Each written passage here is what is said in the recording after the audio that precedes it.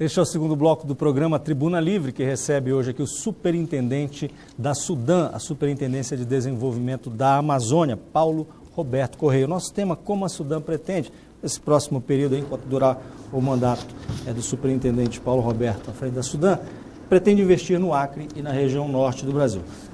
Superintendente, a pergunta do bloco anterior era o nível de burocracia enfrentada pelos candidatos a algum benefício da SUDAM e como os empresários acreanos podem ter acesso aos subsídios, sendo que não há uma representação da entidade aqui no Acre.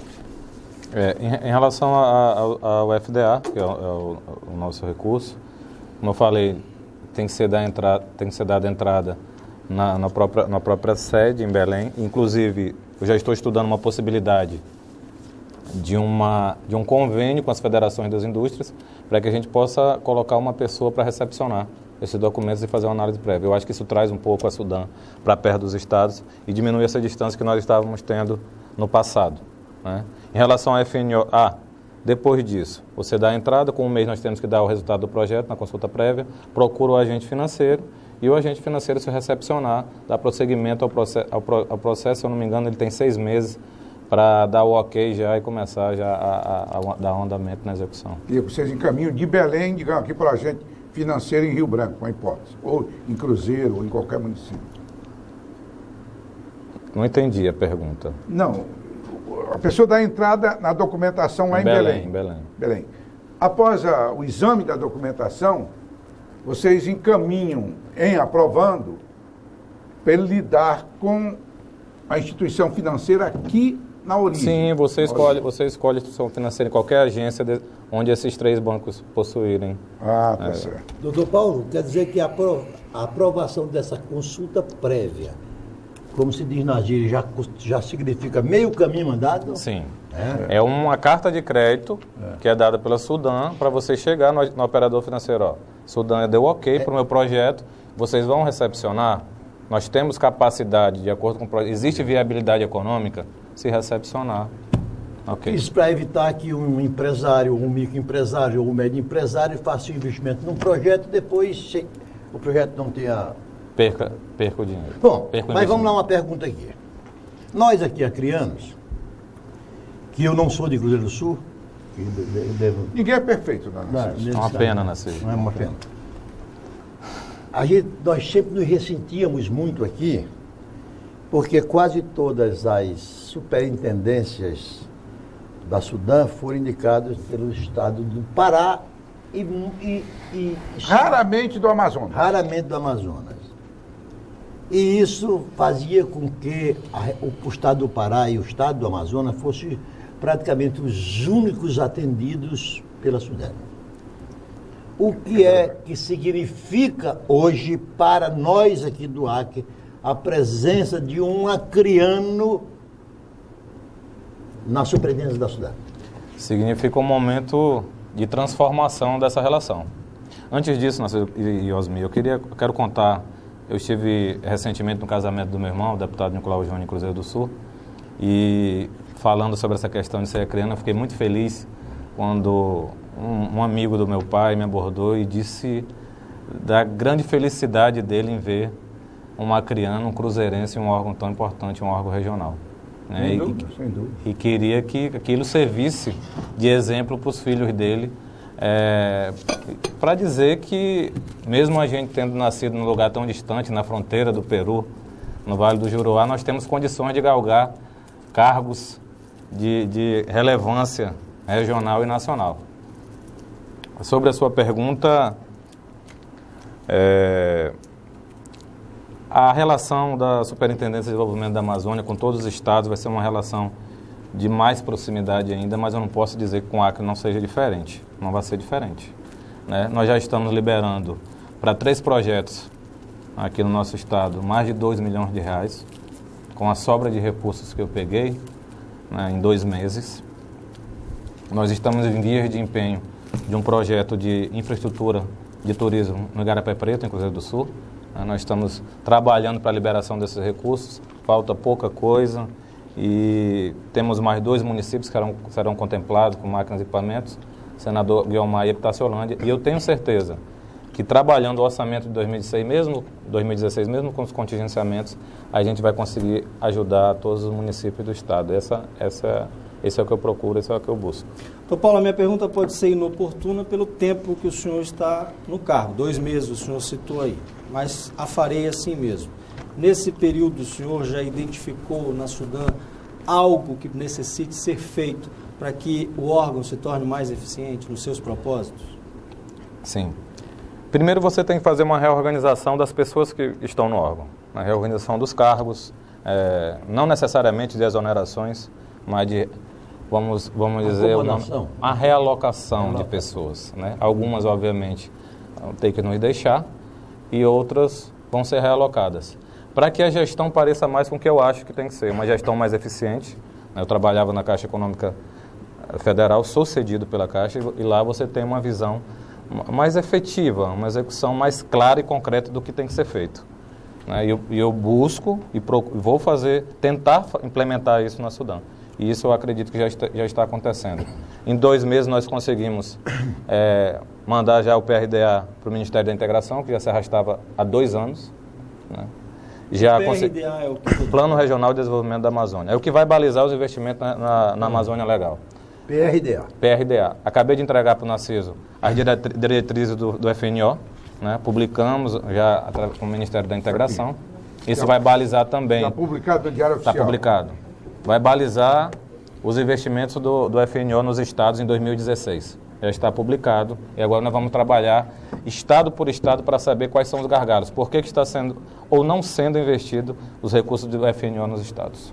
Ô Paulo, eu vou aproveitar que o senhor citou o PDRA, que é o PRDA, que é o Plano Regional de Desenvolvimento da Amazônia. Eu cheguei a ler, a iniciar a leitura, está lá no computador, vou concluir, não deu tempo por causa do programa. E já na introdução eu vi que fala nesse plano de inovação tecnológica. É um dos itens que ele trata como uma questão muito importante. Eu peguei os convênios aqui no site da Sudam, executados em 2014, até porque os de 2015 ainda não estão disponibilizados, e vi que a grande parte dos investimentos da Sudam, a maior parte, é estruturação de feira livre, tem pavimentação asfáltica, a implantação do Parque Lago das Garças no município de Juína, reforma e ampliação da feira municipal, construção do parque. Ou seja, eu não vi aqui nenhum convênio executado na área que justamente possa priorizar a questão da inovação tecnológica. O senhor pretende também modificar, reordenar esses contratos, esses convênios, para que a gente possa finalmente ter na nossa região investimento em tecnologia de ponta? É possível isso? É possível e é a nossa obrigação. Né? Parte desses recursos do FDA, eles voltam para o nosso orçamento para que seja investido nisso. Né? Você está falando sobre os convênios com recursos finalistas, o que acontece? Isso pode ser, na sua grande maioria, as emendas parlamentares, emendas individuais e parlamentares. A Sudam apenas executa. Não pode mexer? Não, nós não direcionamos para o que vai ser e aí nós apenas recebemos o recurso e executamos.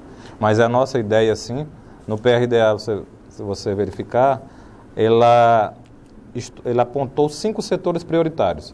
Bioindústria, indústria minerometalúrgica, indústrias intensivas em trabalho, indústria naval e indústria alimentícia. Foram apontados como relevantes para o desenvolvimento da região. Bem, Narciso, no início você falou que a Sudam foi criada em 1966, substituindo a antiga Espévia. Que foi criada em 1953. Por Getúlio Vargas. Já era bem adulto. E a missão da Sudam é promover o desenvolvimento da Amazônia. Essa era a grande missão e é a grande missão até hoje. E dentro dessa política, vocês têm a política de desenvolvimento industrial da Amazônia Legal. Eu gostaria que o nosso superintendente falasse sobre essa política de desenvolvimento industrial que pretende agregar valor aos produtos regionais e diversificar a base produtiva da Amazônia. Como é que seria isso, Mário? Bem, a junção de todos os nossos planos, e vocês verificaram que planos da gente é o que não nos falta, né? Na verdade, isso. Esses recursos, quando eles são intensificados, quando são investidos em tecnologia, eles agregam valor ao produto. Né? Se você vende um produto como uma commodity, aí você vende soja, café, arroz, você tem um valor agregado muito pequeno. É isso que está acontecendo com a gente. Você até vende um certo recurso, mas a diferença na balança comercial é pequena porque a gente não tem um valor agregado. Né? Isso você vê a região de Mato Grosso ali, que é a região dos grãos. Aconteceu com a nossa borracha, né? E o que acontece? O que a gente está verificando? Analisando economicamente a questão. Quando o seu mercado consumidor, aí vamos tratar de Estados Unidos, China, especificamente da China, ele para de lhe comprar o que era comprado anteriormente e que fazia com essa transição fosse muito favorável, a queda é muito forte. E você se ressente de ter apenas um cliente. É o que está acontecendo com a gente agora. Nós temos em vários produtos, né, com a questão cambial, com a desvalorização do real frente ao dólar, nós teríamos uma vantagem, mas o mercado consumidor internacional ficou retraído, essa vantagem já não é tão grande como era anteriormente. Isso aconteceu com ferro, com outros produtos. Até para corroborar com o que o doutor Paulo está dizendo, Ademir, você vê que hoje mesmo essa crise, que eu concordo e nós temos que concordar que parte dela vem de uma crise externa, hoje, esse ano, o Brasil está exportando em quantidade mais commodity, muito mais, e está faturando 70% que faturava anteriormente. Exatamente. Mesmo porque com a desvalorização. Os nossos principais produtos, minério de ferro e soja, praticamente tiveram os preços reduzidos em 50% em relação ao ano passado. E para sintetizar, estou falando na agregação de valor, você vê hoje nós exportamos uma tonelada de soja para importar um telefone desse, né? É verdade. Para você ver como nessa troca, como fica difícil para os países de baixo valor agregado dos seus produtos. Esse exemplo do Narciso é um exemplo prático muito importante. Sobre a sua pergunta, eu também vou dar um exemplo prático. Por exemplo, aquela região de Miritituba, e nós estávamos conversando em Belém, eu dei esse dado para vocês. Vamos supor aqui um dado que não é correto, mas assim, para parametrizar, dá para entender. Se antes o preço transportado de tonelada de soja era R$100 através do mercado de Santos e Paranaguá, hoje, através desse complexo que será criado em Miritituba, ele vai para R$30. Miritituba é no Pará. É uma diferença muito grande. Vem ali através da BR-163, chega no Pará e isso vai ser transportado. Quer dizer, esse é desenvolvimento regional.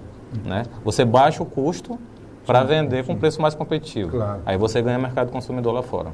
Claro. É isso que nós pretendemos fazer em outros estados. É para isso que especificamente na prática servem esses estudos. Por exemplo, aqui em Porto Velho nós temos um porto em franca atividade, não? É o Porto da Soja, né? que faz aquela linha lá por Manaus, por Itacoatiara. Isso poderia também ser bem aproveitado. Doutor Paulo. Isso já é bem aproveitado. Vai ser uma das raízes de Miritituba. Também vai passar por Itacoatiara. Tá. Então, toda essa questão de ramificações logísticas, isso foi estudado e ajudou para que esses projetos pudessem existir. Doutor Paulo, a Sudan e a Sudene, eu sempre me reporto a Sudene, dada a intimidade que eu criei com a Sudene. Eu vivi no ambiente da Sudene. Na época da bonança, das farturas, a imagem da Sudene e da Sudana ela foi muito tisnada, foi seguramente tisnada pelos desvios de recursos, projetos que não produziram nada. Isso hoje ainda pesa na imagem do órgão, não? Hoje o tempo já é... Não seria verdade se eu dissesse que não pesam, né? Como eu falei anteriormente, os próprios servidores ainda se ressentem disso. Muitos servidores ainda respondem processos por conta daquele momento. Alguns chegaram a ser levados para dar depoimento de forma coercitiva, né? E a gente tem que demonstrar que o mundo Sudão, hoje, sobre o qual ela vive, é outro, né? Eu tenho demonstrado isso com as próprias realocações que nós estamos fazendo, colocando pessoas técnicas capazes de fazer com que os projetos sejam executados, né? E a gente vai conseguir, eu tenho certeza, mudar a mentalidade dos servidores e demonstrar para eles que nós estamos vivendo um novo momento, e nesse novo momento esse estoque do passado não pode conviver. Sim, mas também, eu entendo isso tudo, mas a Sudene também tem que trabalhar numa faixa de risco um pouco maior também. Porque Sudã. Ele é bem alinhado com a Sudene. É nordestino, aí ele só pensa na Sudene. Não, mas eu nasci já foi beneficiário da Sudene. Eu acho que sim, não é possível. Deve ter sido beneficiário. É por isso que não esquece, né? Viu, Dudu? Porque também o excesso de zelo na aprovação dos projetos é isso quando eu quero chegar. Você vê que esses recursos são recursos criados constitucionalmente para desenvolver regiões primárias. Então, você não pode também exigir de um empresário que queira se estabelecer, ou de um empresário estabelecido na Amazônia, os mesmos requisitos que exige um empresário que é estabelecido em São Paulo, no Rio de Janeiro. Né? Agora, ele tem que ter o cuidado, ele deve saber disso, que o recurso vai, mas tem que voltar. Porque senão não consegue. Para você ter uma ideia sobre isso, continuar com a política. O Fundo de Desenvolvimento da Amazônia ele tem apenas um projeto com problema. Não por uma questão de inadimplência. Acabou acontecendo a inadimplência. Uma questão ambiental, uma licença que foi cassada pelo Ministério Público. Só um projeto? Só um projeto com problema. Interessante. Dos mais de 4 bilhões investidos. Já você vê como essa flexibilização que você disse que tem que existir, nós temos estados com mais de 40% de inadimplência do FNO. Então, isso 40%? 40%. Então, nós estamos analisando isso para saber quais os motivos que levaram a isso, né? E tentar fazer com que... É muito alto. Tentar fazer com que os investimentos sejam feitos, mas para que esse recurso volte, porque ele tem que beneficiar outros empresários. Para fazer a roda girar. Exatamente. Vamos fazer mais um intervalo comercial, daqui a pouquinho nós voltamos. Por favor, não saia daí.